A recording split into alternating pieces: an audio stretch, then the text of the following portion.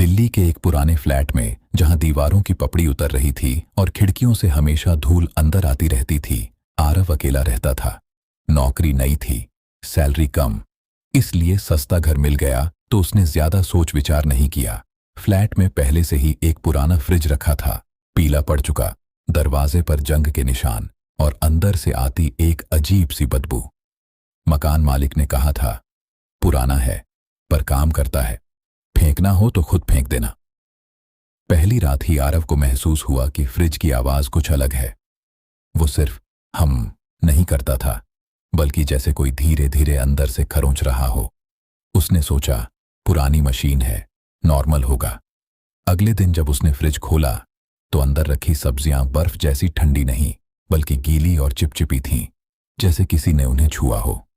तीसरी रात ठीक 2:13 बजे आरव की नींद खुली। रसोई से हल्की हल्की आवाज आ रही थी, ठक ठक ठक। वो डरते डरते उठा और किचन तक गया। फ्रिज का दरवाजा थोड़ा सा खुला हुआ था। मैंने तो बंद किया था, उसने खुद से कहा।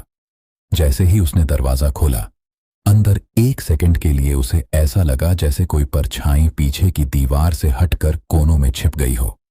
उसने झटके से दरवाजा बंद कर दिया। अब उसे नींद नहीं आई।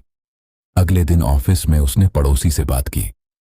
पड़ोसी कुछ पल चुप रहा, फिर बोला, तुम्हारे फ्लैट में पहले एक औरत रहती थी, अकेली। लोगों का कहना है कि वो कई दिन तक मरने के बाद भी उसी घर में पड़ी रही।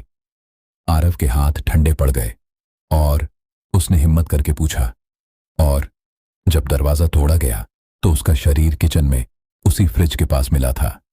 उस रात आरव ने तय किया, फ्रिज फेंक देगा, लेकिन जैसे ही वो उसे खिसकाने लगा, फ्रिज अपने आप हल्का सा हिला, जैसे अंदर से किसी ने धक्का दिया हो।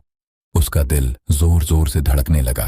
तभी फ्रिज के अंदर से साफ आवाज आई, मत खोलो।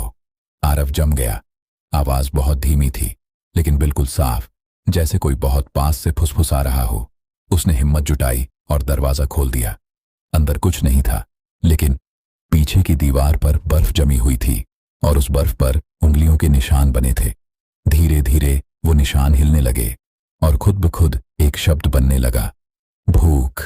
अचानक फ्रिज का दरवाजा जोर से बंद हो गया, लाइट्स बंद हो गईं और किचन में सिर्फ एक आवाज गूंजने लगी, टक टक टक।